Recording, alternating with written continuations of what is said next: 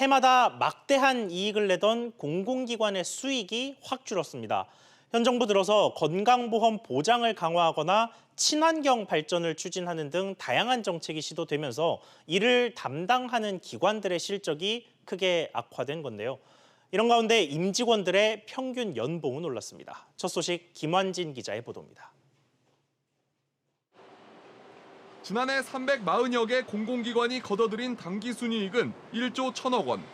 지난 2016년 15조 4천억 원에서 2017년 7조 2천억 원으로 반토막 난 데 이어 지난해는 80% 넘게 줄면서 6년 만에 가장 낮은 수준으로 떨어졌습니다.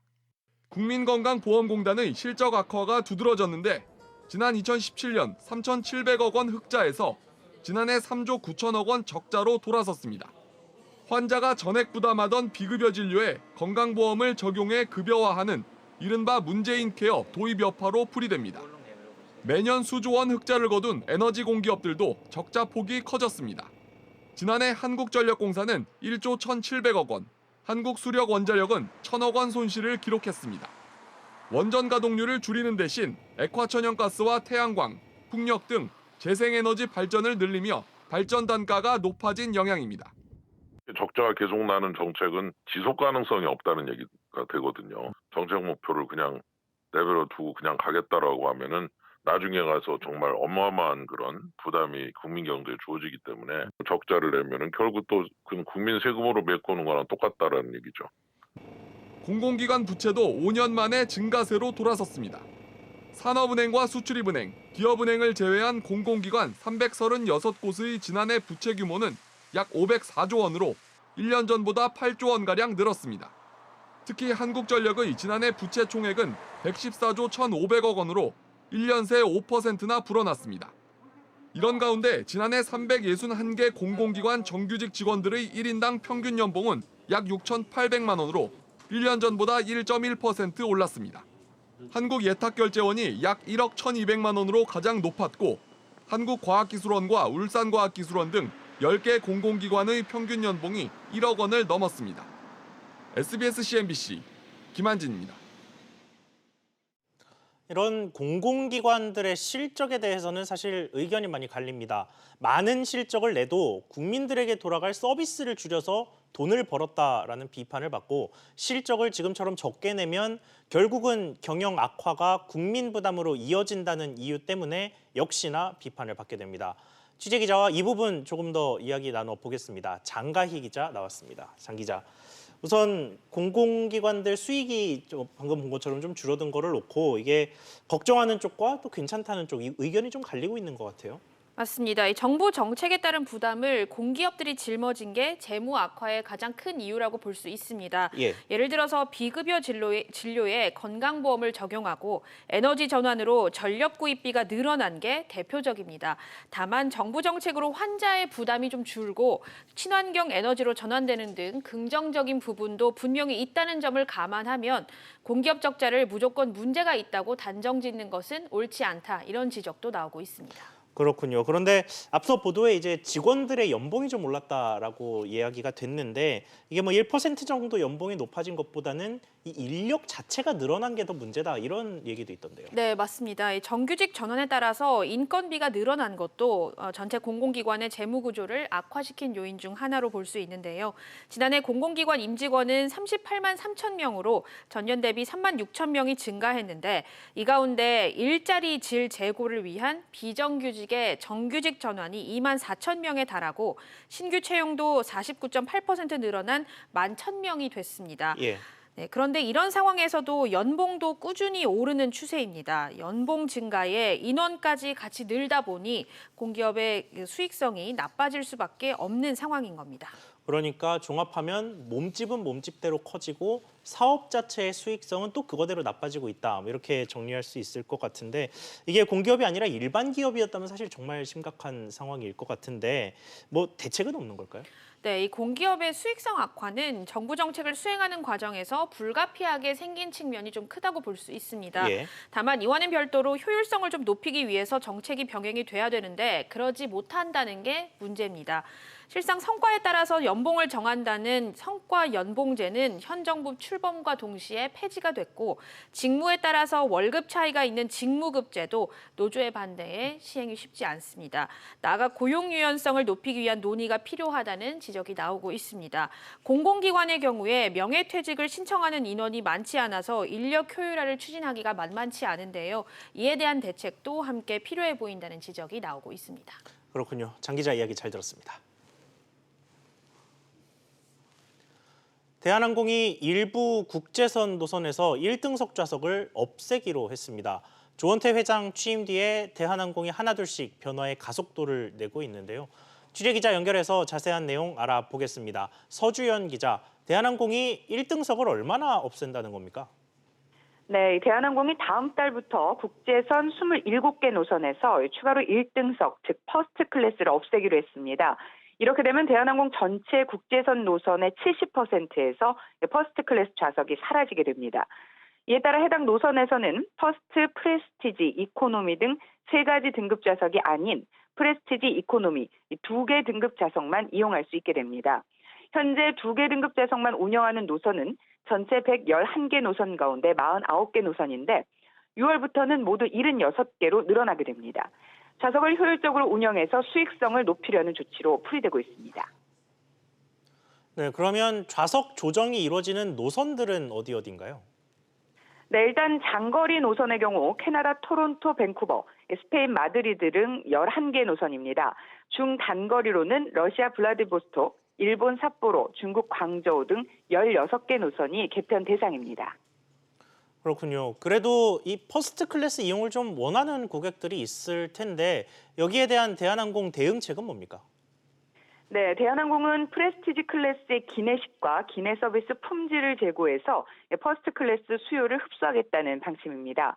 대한항공은 또 오늘부터 일반 남성 직원이 넥타이를 하지 않아도 되는 노타이 근무 복장 규정을 적용하기 시작했는데요. 조원태 회장 취임 이후 직원 근무에서 수익성 제고까지 대한항공이 변화에 가속을 내고 있습니다.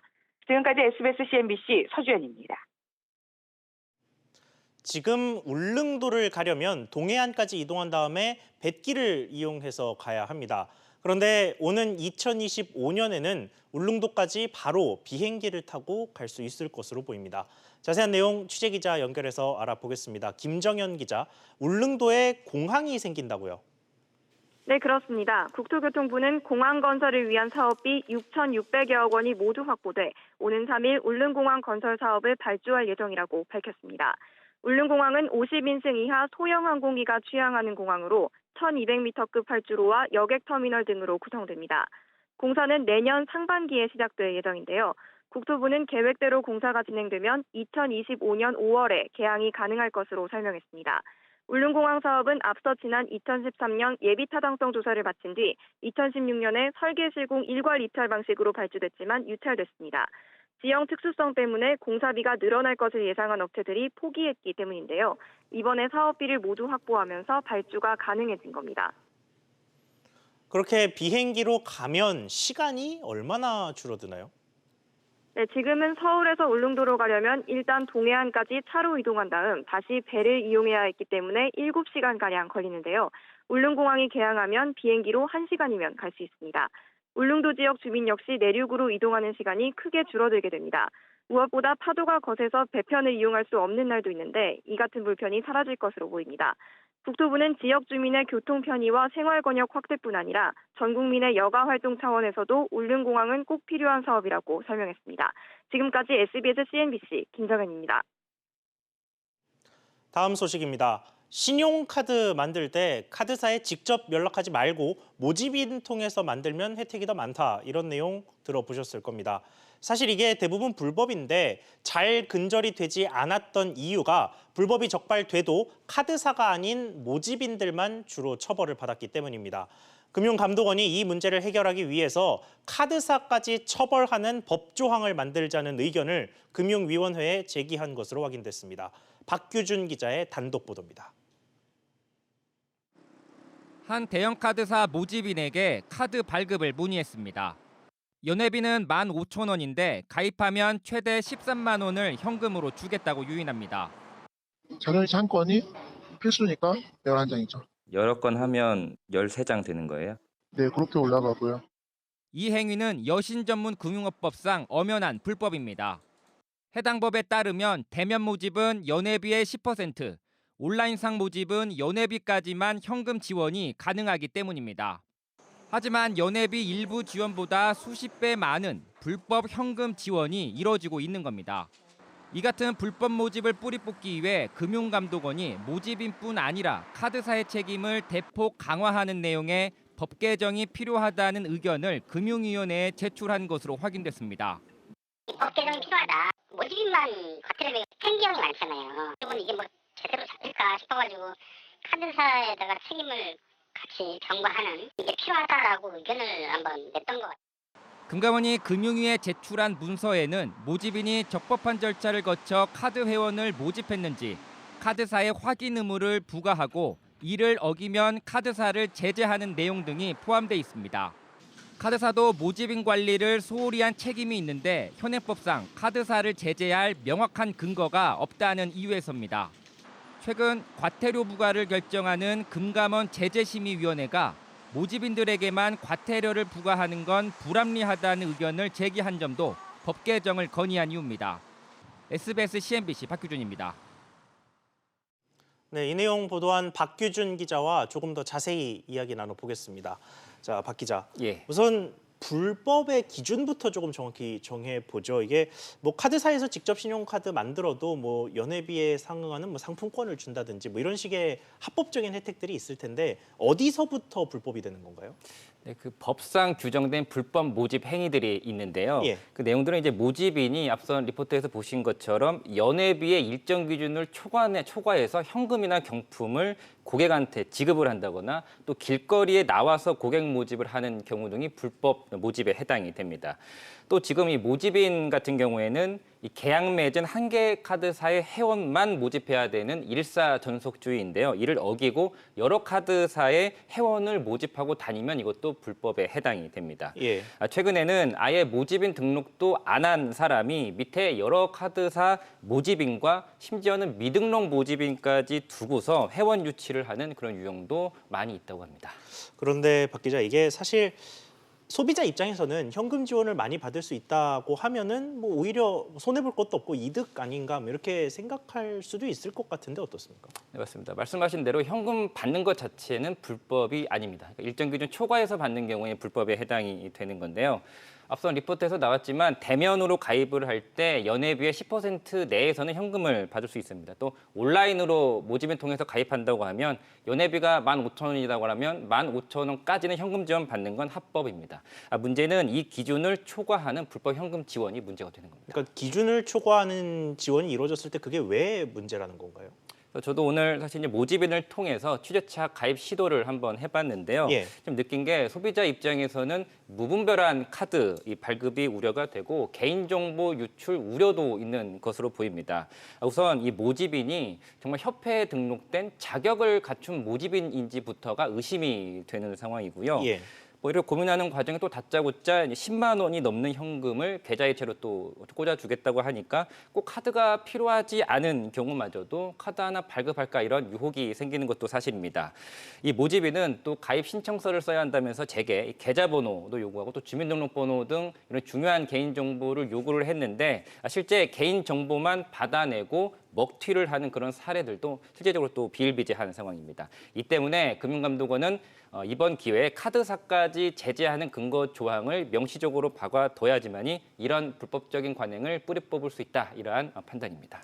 그래서 이제 법 개정 권한이 있는 금융위원회한테 뭐 그런 의견을 전달했다라는 게 이제 앞서 보도하신 내용이었던 건데 정작 이 법 개정 권한을 가진 금융위원회가 좀 소극적이라면서요? 네, 맞습니다. 금융위원회는 현행법만으로도 충분히 제재하는 게 가능하다라고 하는 입장인데요. 예. 그 현행법이라는 거는 지금 보시는 것처럼 여신 전문 금융업법에 나와 있는 건데 이 카드사가 불법 모집 사실을 알게 된 경우에 이를 금융위원회에 신고를 해야 된다. 또 신고하지 않으면 5천만 원 이하의 과태료를 부과할 수 있다라는 이런 내용인데, 근데 사실 이 내용은 사문화된 그러한 조항이고, 이 조항에 근거해서 회사가 제재받는 경우는 사실상 거의 없다라고 하는 게 금융감독원의 판단입니다. 예. 일각에선 금융위원회가 이렇게 소극적으로 나오는 게 현재 이 카드 수수료 인하 문제로 이 가뜩이나 카드업계 불만이 가중되고 있기 때문에 이번 기회에 또 카드사 제재까지 추진하게 되면 자칫 카드업계 공분까지 살 수 있는 거를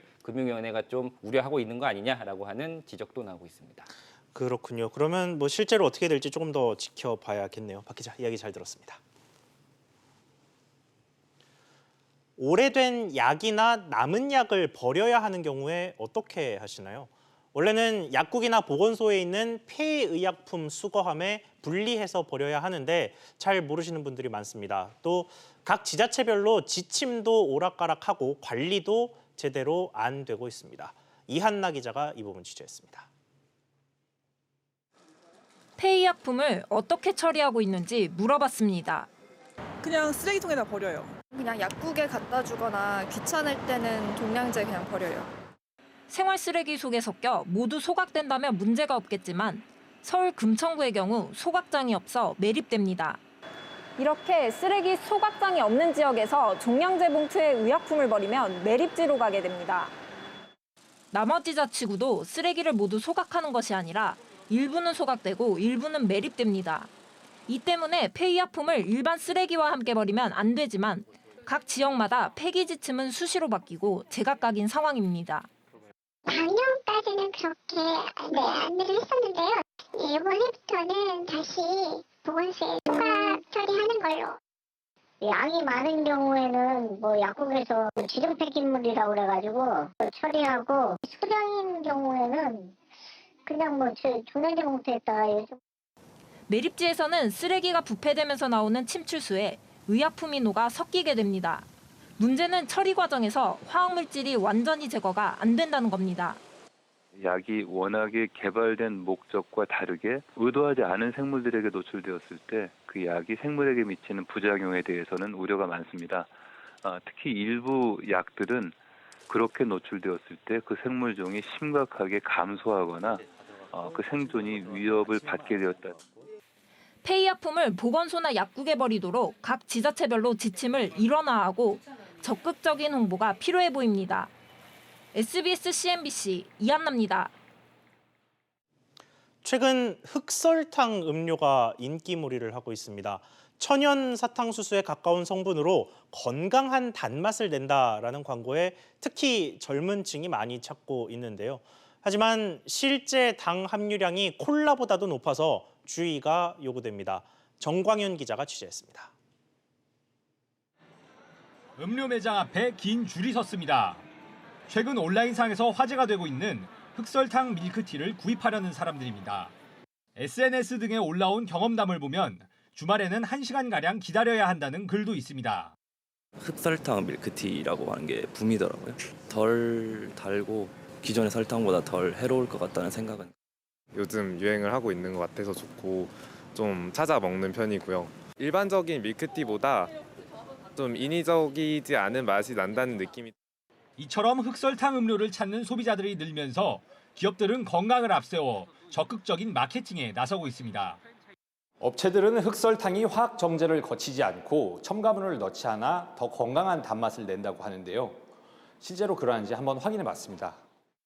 서울대 연구진이 실험해본 결과 흑설탕 밀크티의 당 함량은 100g당 19g 안팎으로 같은 양의 일반 밀크티보다 1.5배, 콜라보다는 2배가량 높은 것으로 나타났습니다. 업체 홈페이지에 표시된 영양 성분을 기준으로 보면 흑설탕 밀크티 한 잔의 당 함유량은 35g입니다. 1일 섭취 권장량 50g의 70%가 단 한 잔에 들어있다는 얘기입니다. 영양학적으로 볼 때 같은 100g당 칼로리에도 큰 차이가 없고 단지 흑설탕에 비타민이나 무기질이 약간씩 더 들어있지만 영양학적으로 의미 있는 수준은 아닙니다. 백설탕 대신 흑설탕을 섭취한다고 좋을 이유는 하나도 없습니다. 건강한 단맛을 믿고 줄을 서기 전에 건강을 위해 꼼꼼히 따져보는 습관이 필요해 보입니다. SBS CNBC 정광윤입니다. 열대과일 논이를 가공한 일부 제품에서 금속성 이물질이 검출돼 판매가 중단됐습니다. 또 허위 과장 광고를 한 논이 판매 업체들도 적발이 됐는데요. 200여 개의 판매 사이트에 대한 차단 조치가 요청됐습니다. 이 소식은 강산 기자의 보도입니다. 식품의약품안전처가 온라인에서 판매되는 논이 제품 88개를 수거해 검사한 결과 모두 22개 제품에서 금속성 이물질이 기준치를 초과해 검출됐습니다. 4개 중 1개꼴로 색가루가 나왔다는 얘기입니다. 문제가 발견된 제품은 광동 노니 파우더와 더 좋은 노니 파우더, 노니만 등 분말 형태나 알약 형태의 제품으로 모두 회수 및 판매 중단 조치가 내려졌습니다.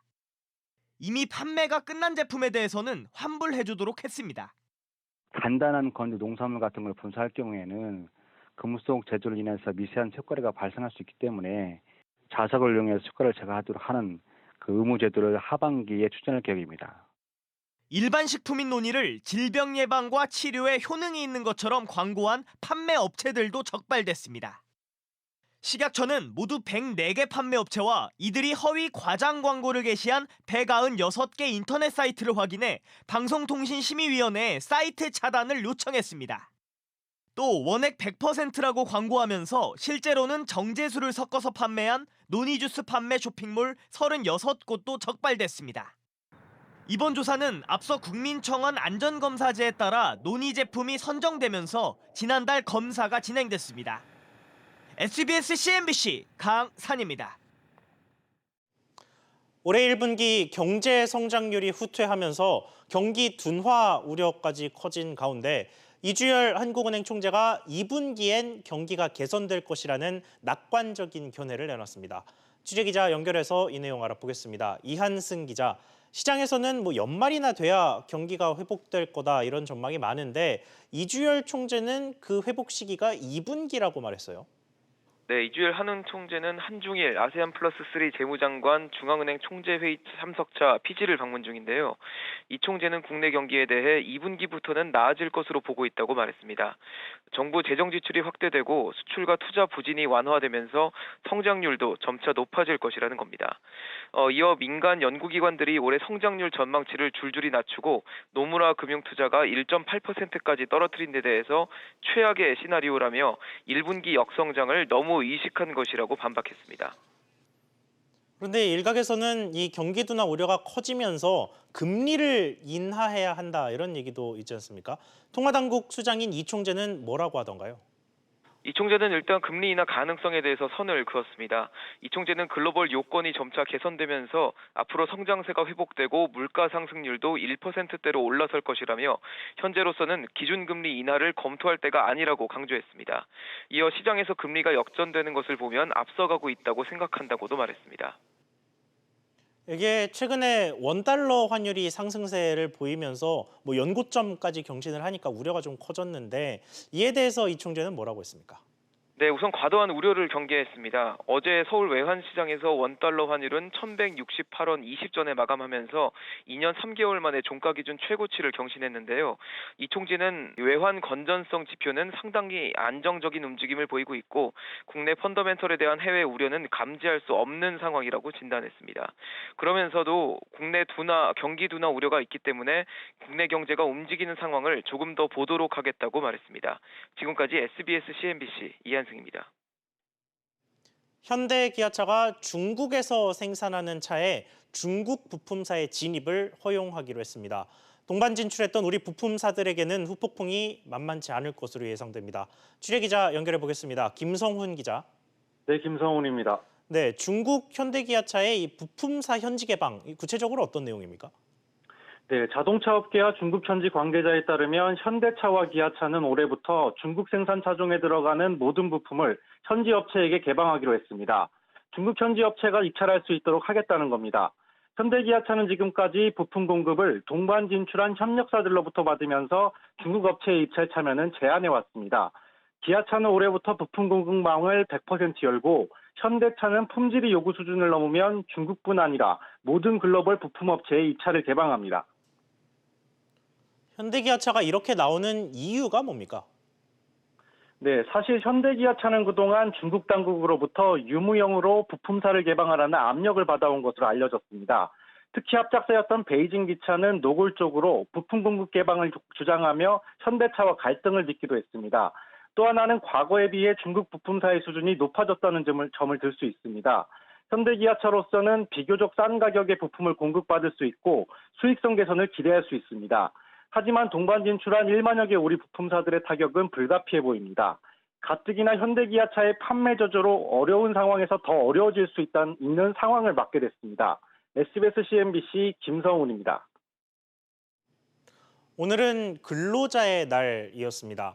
서울에서는 수만 명이 모인 대규모 집회를 비롯해서 각종 행사가 열렸고 또 휴일을 맞은 직장인들은 가족들과 소중한 시간을 보냈습니다. 이와는 대조적으로 정상 근무를 한 곳도 많았는데요. 서울 도심의 풍경을 조슬기 기자가 담아왔습니다. 근로자의 날을 맞아 서울 도심에서는 노동자들의 기본권 확대를 외치는 대규모 집회가 열렸습니다.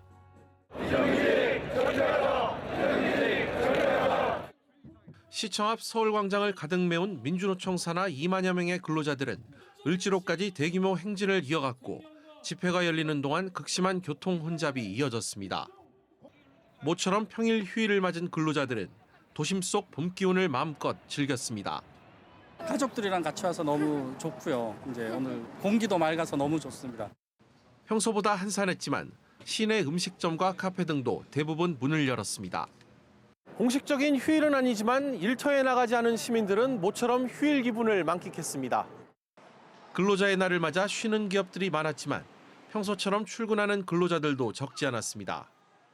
앞서 한 취업 포털의 설문조사 결과 직장인 10명 중 4명은 근로자의 날에도 정상 출근한다고 답했습니다. 은행과 주식시장은 오늘 하루 문을 닫았지만 관공서와 병원, 우체국 등은 정상적인 평일 하루였습니다. SBS CNBC 조슬기입니다. 오늘부터 편의점에서 판매되는 소주 참이슬 가격이 최대 8% 넘게 올랐습니다.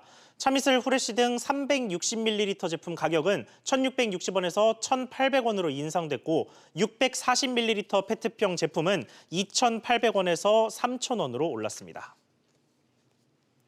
서울시와 중소벤처기업부는 GS24와 CU 등 편의점과 베스킨라빈스 등 프랜차이즈 매장에서도 내일부터 제로페이 사용이 가능하다고 밝혔습니다. 서울시는 또 이번 달부터 서울대공원과 서울식물원 등 85개 공공시설에서 제로페이를 쓰면 입장료 등을 할인해주기로 했습니다.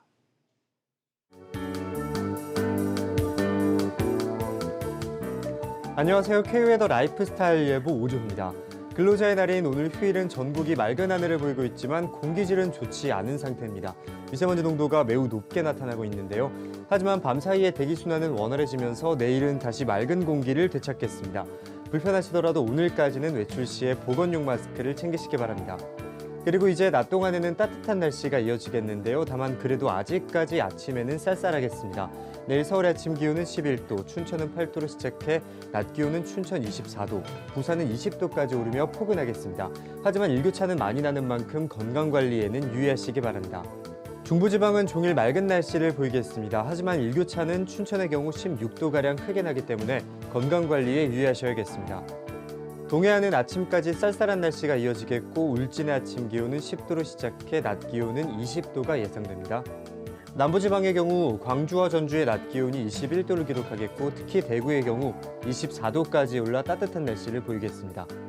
이번 주에는 별다른 비 소식 없이 맑은 날씨가 이어지겠고요. 주말에는 나들이 계획 세우셔도 좋겠습니다. 지금까지 기상정보였습니다.